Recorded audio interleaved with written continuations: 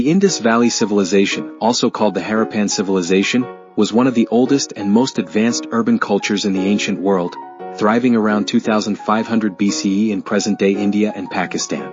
Cities like Mohenjo-daro, Harappa, and Dholavira were well-planned with straight roads, drainage systems, and brick houses. Some homes even had private bathrooms, a level of urban design that many modern cities still lack.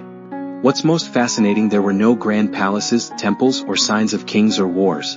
This could mean they lived in a more equal and peaceful society, very rare for ancient civilizations. They used a unique script on seals, but to this day no one has been able to read it.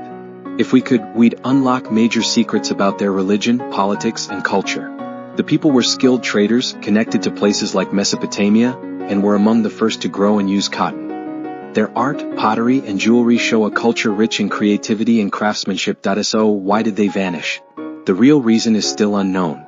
Some experts believe it was climate change, river shifts, or even resource exhaustion, but there's no strong evidence of war or invasion.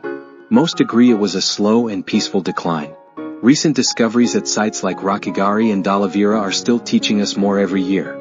The Indus Valley Civilization was a remarkably advanced, peaceful, and organized society, one that still holds many secrets.